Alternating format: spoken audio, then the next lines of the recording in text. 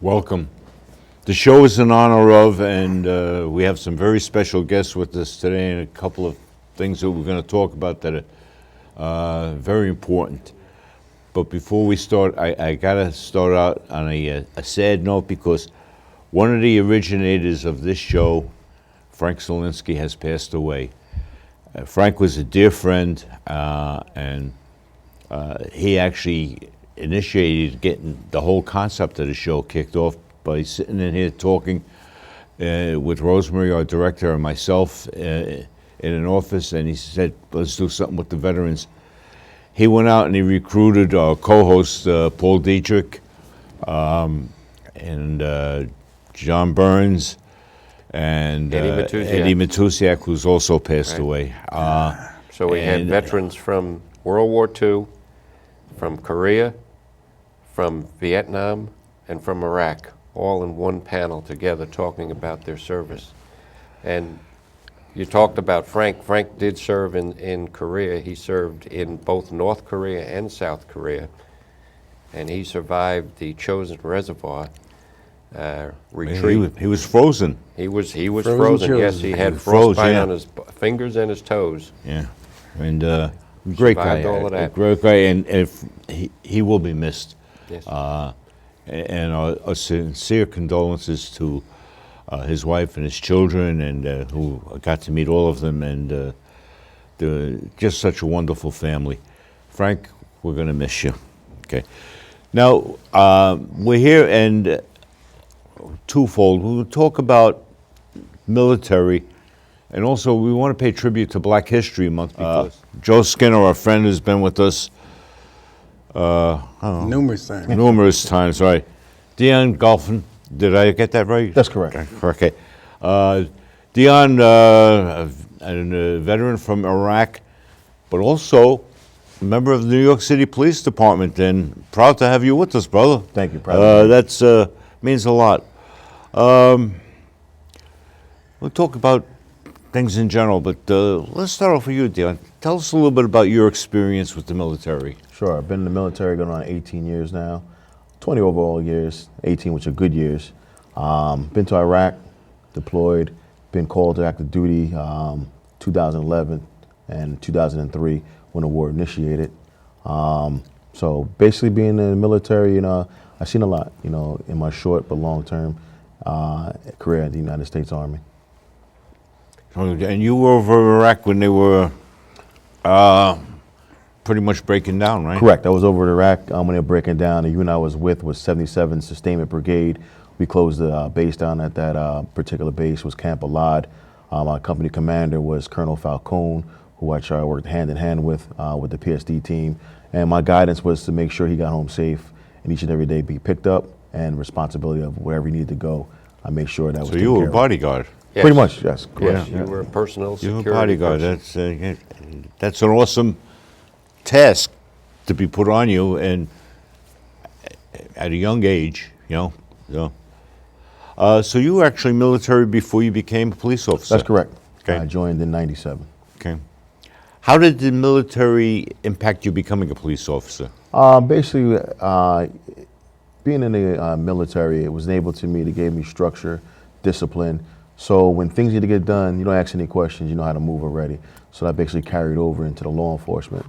Basically, it makes you be ready, makes decisions on your own, and be able to handle certain tasks that the police department had. So it was already instilled in me being in the military. So you were already matured. Correct. Which unfortunately, nowadays without a draft, when I became a police officer, I would say that 85–90% of the job were Vietnam veterans. And everybody had that sense of discipline, and they had grown up and seen the world. And then they did away with the draft, and that kind of changed things around a little bit. So by you coming in, you were years ahead of your counterparts in the. I was well seasoned, as they say. Exactly, and you probably set a better example for the other officers that weren't well seasoned. Correct. By being there. Yeah. Joe, how you been?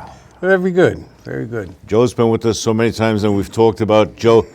Joe is really a seasoned veteran from Vietnam, and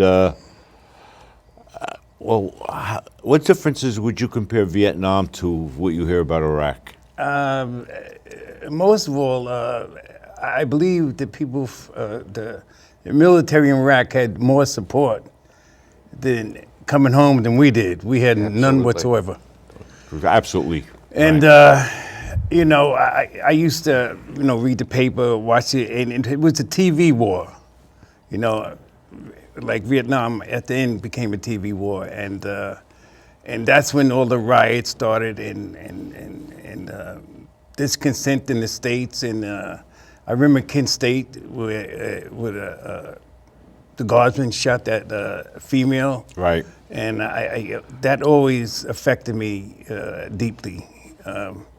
They were a peaceful protest, and they smoked them and fired on them. But my military history started with my brothers. I had 3 brothers, and one by one we all went in. So at the same time, we had 4 brothers that active duty in the military. We all enlisted. Albert Maniscalco was the borough president, and he did dinner for your family. Because dinner for 4 my mother, brothers went, yes. yes, for your mother. Because all 4 of us was in active duty at the same time. That was a unique thing about Staten Island. It was more tight-knit. Yes. You know, something like that affected the whole borough, that the borough president would pay tribute to your mother. We actually lived on my block, and Yeah, Tony Gator another borough president. and the head of the all-uniform police officers, Abby, we used to call him, his nickname. He also lived on our block. I remember when he came, he had the gray uniform as a rookie. Right. And he was really gung-ho, and it showed in his advancement up in the ranks, and a very nice guy. No, we're here to pay tribute also to Black History Month. And we were talking about this in the green room before we got started. And I remember in the military going to the Great Lakes for boot camp. And I remember I had an Alabama drill instructor, okay, real tough piece of work. But Y'all come back now? but he said, we're not black, we're not white, we're red, white, and blue. I'll never forget that. And the funny thing was, when I became a member of the police department and we got sworn in, I very vividly remember them saying, we're not black, we're not white, we're blue. So it's, you know, and I found in the military that really applied, that, you know, we're red, white, and blue. And, you know, it's like you were saying, Joe, you know, if you had a guy that was watching your back, you don't care what color he was, No, it as didn't long as he matter watched what- your back. yes, correct. Okay. Any experiences as far as racial in Iraq? Me personally, no, I haven't experienced that. You know, we got our briefings that let us know that it existed within the military, but like you said, we took care of each other. You know, it was one color, one fight. At the time, the uniforms were green, so we took care of each other. So I never experienced any racism inside the military. How about you, Joe? Same here. I heard about stuff happening in the rear, but in the field, if you got my back, I got your back. White, black. We had some American, Native Americans. Didn't matter. We were the same color, and like I said, you got my back, I got your back. We all want to come home. Paul, how about as a commander? As a commander, to me, the most important thing, and I've commanded female, I've commanded black, I think I've commanded every color and every race and every religion that's out there. To me, the important thing was how you did your job. I needed you to do a particular job, and that's why I put you in that position, if I had the choice to put you in that position. And as long as you did your job and did it well, great. If you didn't do your job, didn't matter what color you were or what religion you were or whatever, it was you didn't do your job, and here's why. And that to me was the important thing. When I was a company commander, now this is back in the 80s, I had a black first sergeant. He was an excellent first sergeant. He was great. Worked for New York Transit, was a supervisor for New York Transit. but great first sergeant. When I was a brigade commander, I had a black sergeant major. Great sergeant major, took care of all of his troops. And it was the same thing. He didn't care what your race was. That wasn't important. He really tried not to see it.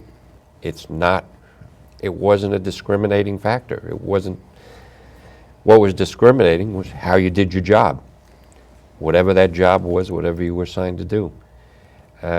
I think it becomes easier with the combat troops than it does in the background, simply because you have more time to think about things. Right. I think when you're in the background. In the background, yeah.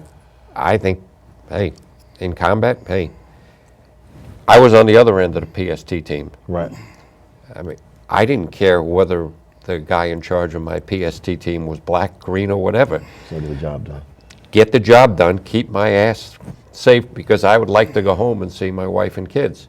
Now, for the viewing audience, PSD team, explain. A PST would be a personnel security team. Right. So the job that Dion was doing for a colonel there was keeping that colonel safe. Obviously, there's a lot less colonels than there are other ranks in the service, and the job we were doing was rather critical.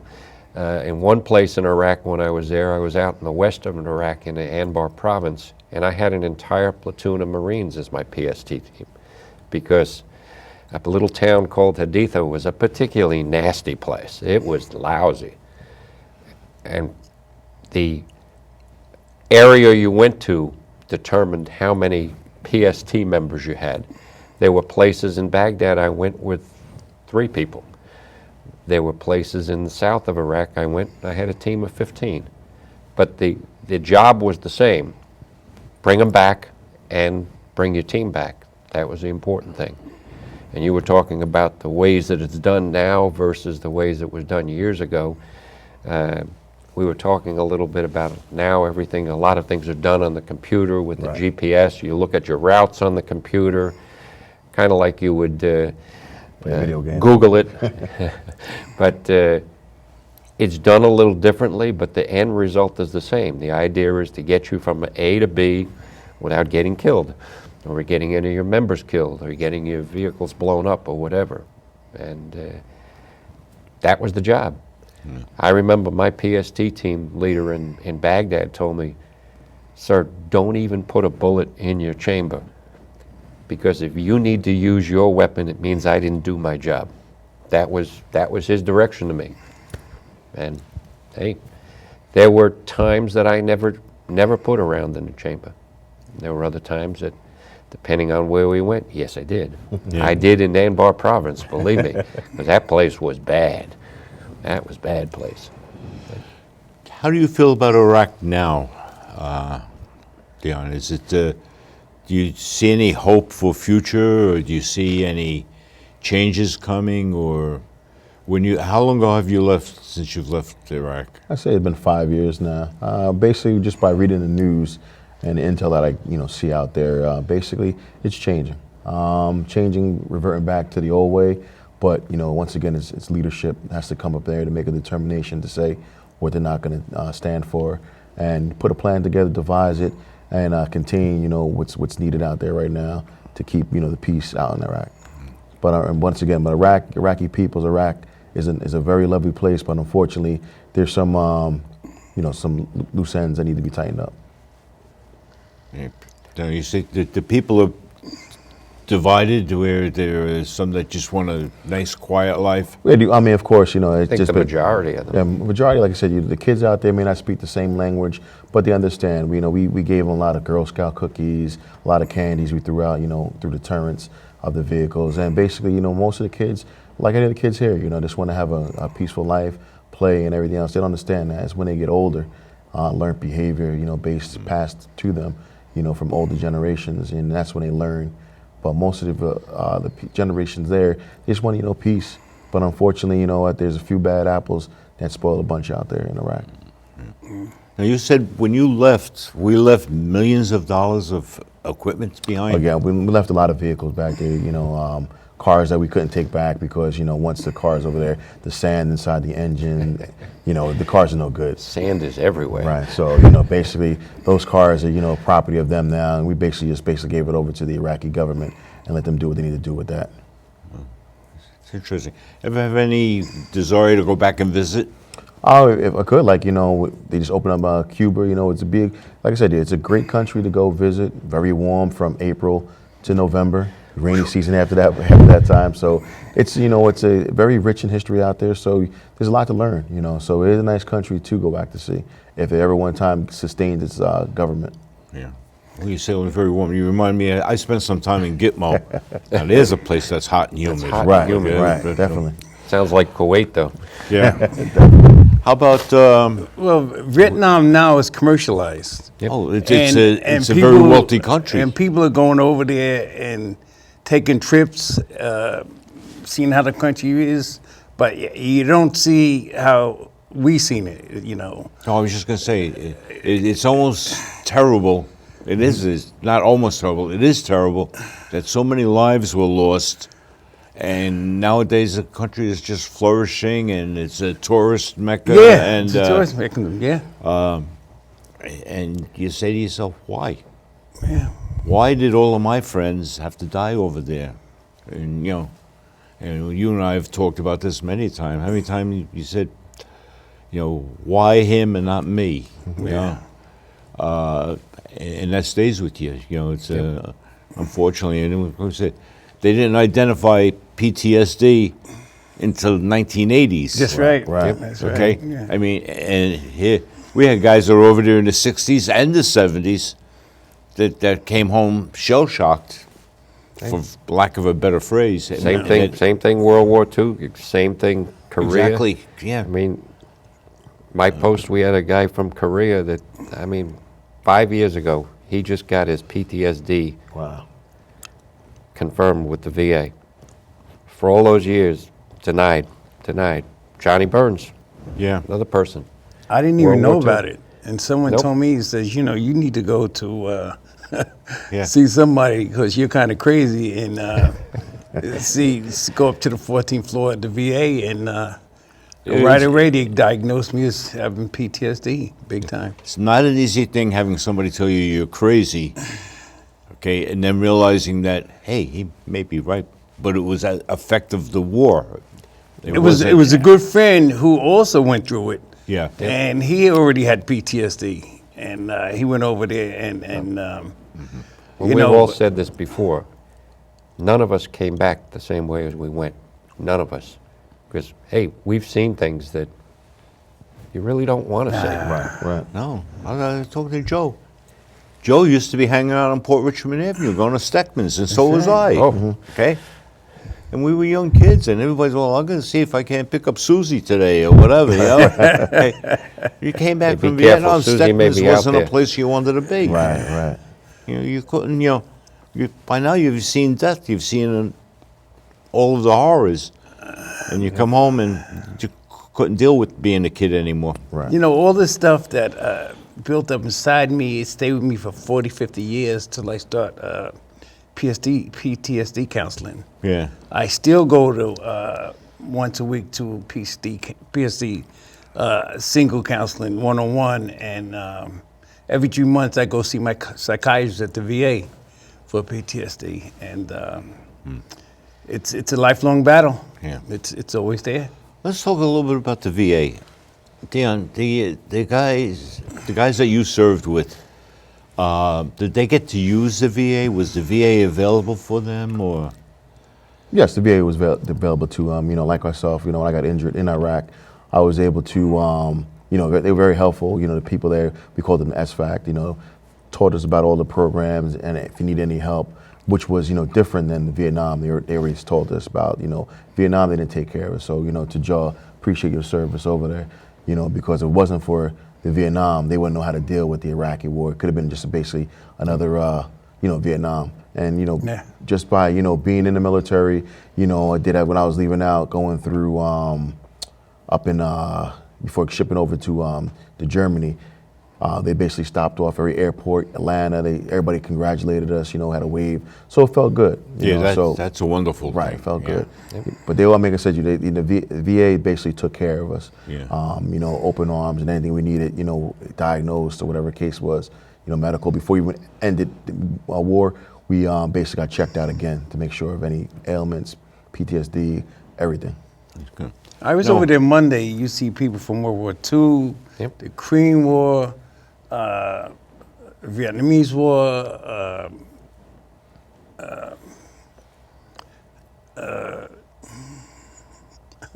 stuck. Yeah, with the Gulf War, yeah. Iraq War, the Gulf War. Everybody's over there now. It's like, But when did you first get in touch with the VA? basically when I first got home, I had these things called cluster headaches. I had headaches for 2 or 3 months at a time. And eventually they solved it. They tried biofeedback, with the electrodes on the head. So you went right into the VA when you got home Yes. from Vietnam? Yes, I used it, also for educational benefits right away. Yeah. But I've been a part of the VA since, I guess, 1970. And I think that's a very important point. Both of you went to the VA. When I came home from Iraq, I went to the VA. It's very important that you, the veterans, step up and go to the VA. Even if you think there's nothing wrong with you, go to the VA and register. Because first off, you don't know what you're going to be like 25 years down the road. And secondly, because you earned it. You earned it. It's yours. Go there and make sure that there's nothing that's going to come back and bite you later in your life. Exactly. Okay? And You're the right. camaraderie over there, it's just unbelievable. It doesn't matter what branch of service you're in. Everybody's got your back. Just like when you were in the service. Yes. Definitely. Yes, everybody's got your back. And talk to the older guys from, I see some World War II gentlemen over there, and they asked me how was Vietnam. I asked them. We speak about World War II, and they call that the big one, and they're the ones that lost the most people that MIAs and POWs. Right. Yeah. Well, I found when I came home after my time service, there were a lot of us, and I wasn't alone, that pretty much had to sneak back into the country. Okay, Yep. and you weren't made welcome. You weren't made, Right. your job wasn't kept secure for you. I had the police department, so I was okay. But there were a lot of us that just, we wanted no part of the VA. I wanted no part of the American Legion, the VFW, or anything. Hey, leave me alone. I'm finished with that. Okay, and I finally ended up using the VA for educational benefits when they came up with the program. At that time, they had a program for police officers to get the education if you were a Vietnam veteran. And I utilized that, and that's when I used the VA. But the average guy in those days didn't want no part of the VA, and which is why a lot of years the VA languished and it didn't expand as much as it should have. Correct. But You know I what used to some said? Some people still don't want to use the VA. No. Right. And that's very sad. They don't want to file a claim. Even though they've been in combat, they get PTSD, they're Agent Orange. Yeah.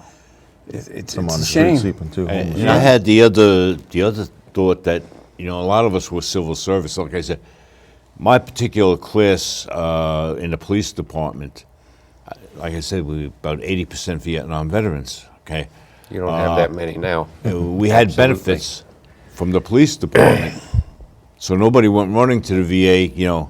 For the average stuff where you would just use it, checkups or prescriptions or what have you, because we didn't need it. And may his soul rest in peace. I talked to Eddie Matusiak about that, and he told me I made a serious mistake by not getting involved back then. Yeah. Yes. But Yes. it's a very important thing. I think it more or less too the awareness. This generation now, they basically keep telling you, make sure you check out. So everything is muscle memory. If you keep telling it to somebody, it's muscle memory. Where in Vietnam, they didn't really talk about the VA and all the claims you need to do.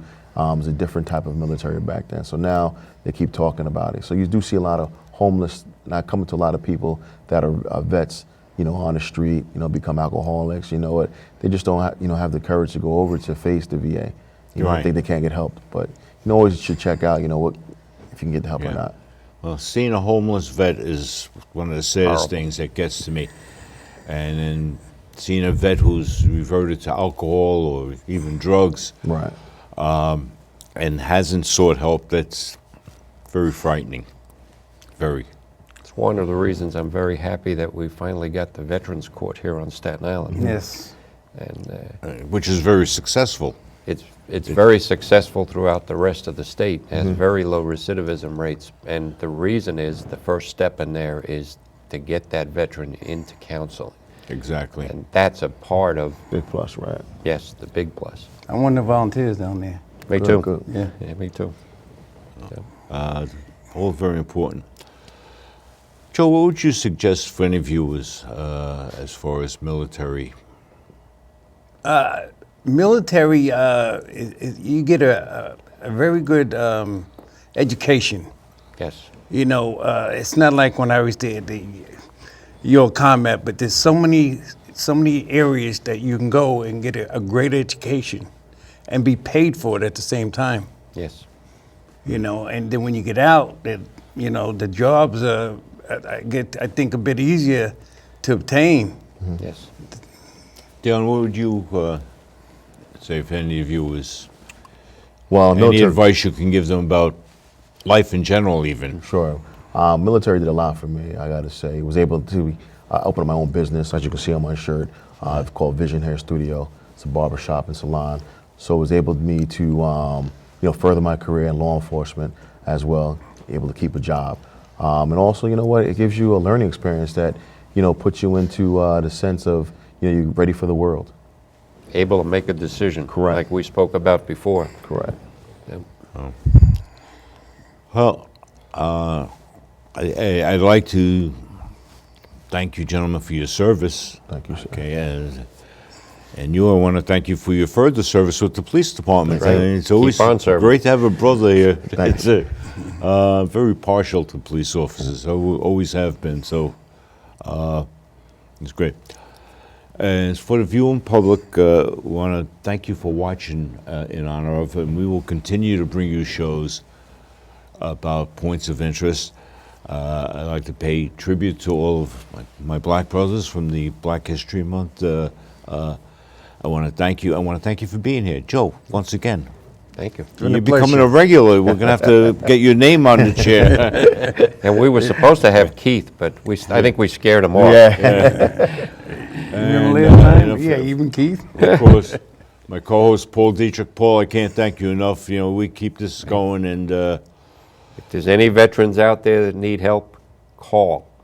We can get you over to a counselor. We can get you over to a service officer who can help you get your benefits. That's what's important. You've got to make the step.